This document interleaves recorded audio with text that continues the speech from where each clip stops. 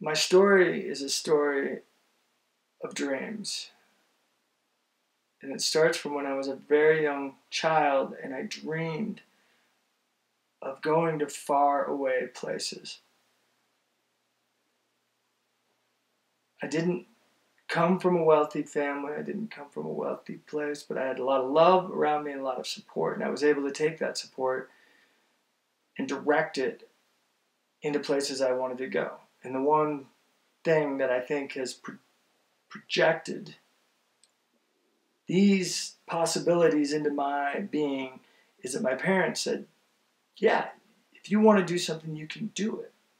And I grew up on a ranch, and we also, when something broke, we fixed it. We always fixed it.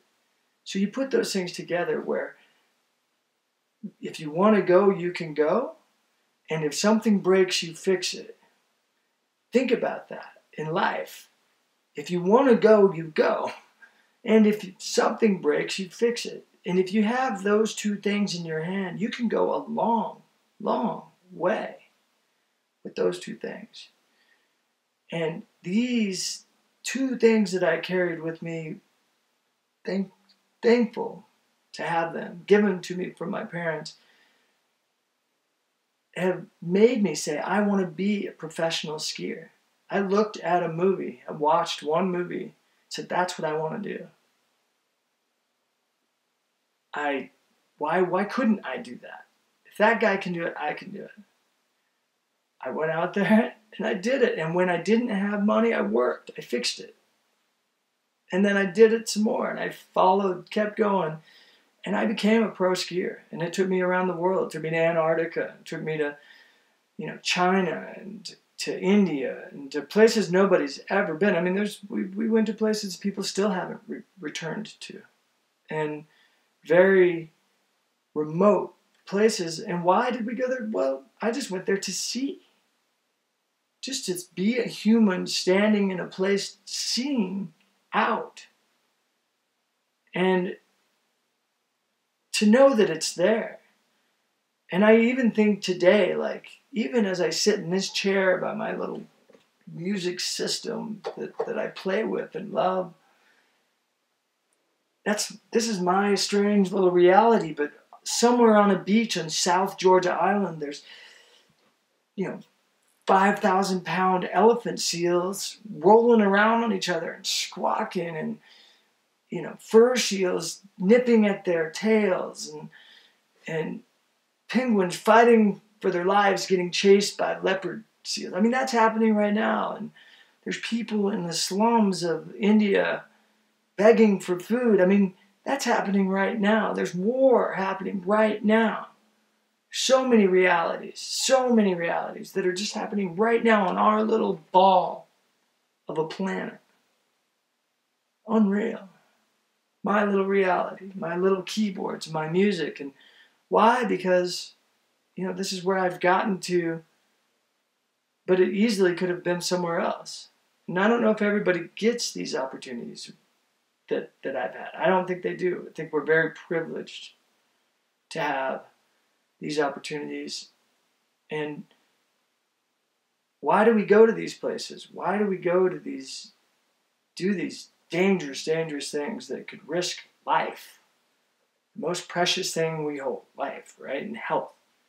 Why would we risk that? Well, I think when you take it to those edges, you realize how important that life is, how it opens your mind, it opens the possibility of what a human can do. And now I don't even know if I don't know if I would risk my life to do it now. Maybe youth is what takes you to those places. And we all want to go there, in a way. Even if someone doesn't want to go outside, doesn't want to do anything risky, they have something that they want to do that pushes them a little bit. I don't know what it is, but everybody, I think, has that innate. I think we're all the same. We just have different levels of what takes us to those places. And we were talking about meditation, To me, meditating is, I am in my most meditative state when I'm on a very, very steep face of a mountain by myself. I'm very, very much at peace and calm. When maybe I shouldn't be calm, maybe I should be scared, but I'm not. And I never have understood why that place gives me peace, but it does. And I think we all have to find our quiet spot. And that's why I always did those things, because my quiet spot happened to be there. And I think that we can meditate in different ways. I think each human is different. And it's great to have an idea, and it's great to these great teachers that teach us how to find our inner thoughts, and I think it's beautiful. And I want to learn those techniques, but at the same time, I also believe that there's a power in your own meditation, in your own solace, in your own quietness, in a sense, the space where you're yourself. There's a meditative quality to that. And, I think we should all seek that. And I think we should all seek. One of the reasons I don't pursue these things quite so much is because they did start to feel very selfish. Like I was after pursuits for myself. Now my goals are much more about pursuing things to make life better for our future generations. And so I think these pursuits of our youth that are self-serving, they may lead us down so many paths and so many treacherous events that they teach us that humility and helping our other man is the most important thing. So maybe that's why we go to those, to be taught those lessons. Because now standing on a mountain to me is just a calm place. It doesn't matter if it's the highest mountain or the hardest mountain, to me at all. It's just a calm place. But now I would much rather figure out how to climb mountains that give me a point of view that can help our world around us, help our people, help our species, and animals too. I like animals.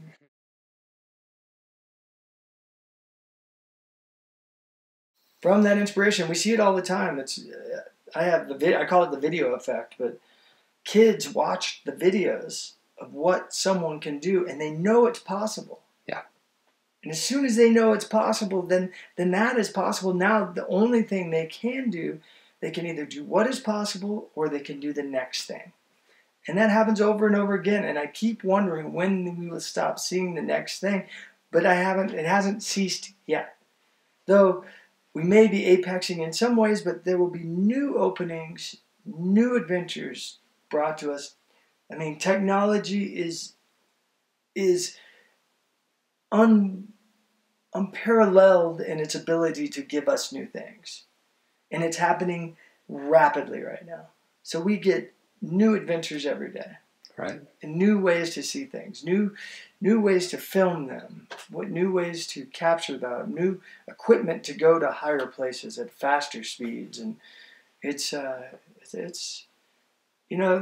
one thing about humans, they're a very interesting species. Needless to say, interesting. They do cool stuff. They do uncool stuff, but they do stuff all the time. They're never stopping, and it's a beautiful thing. So yeah, doing these adventures, these climbs, they have inspired people. I mean, I have a whole lot of kids, hundreds and hundreds of kids. Now they're in their 30s, because I'm an older guy these days, but they were inspired by watching us, and they did things. And now kids that watch them are doing things. And that's the beauty of it, is handing that down. But now the challenge is like, what do we do that is really next, different? What is that?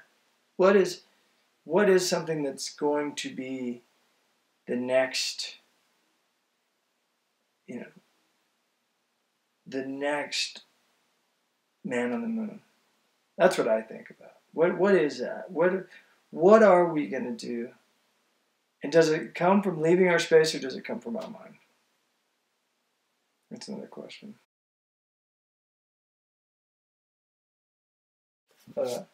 Cool. Beautiful. Oh yeah. Hell yeah. Oh yeah.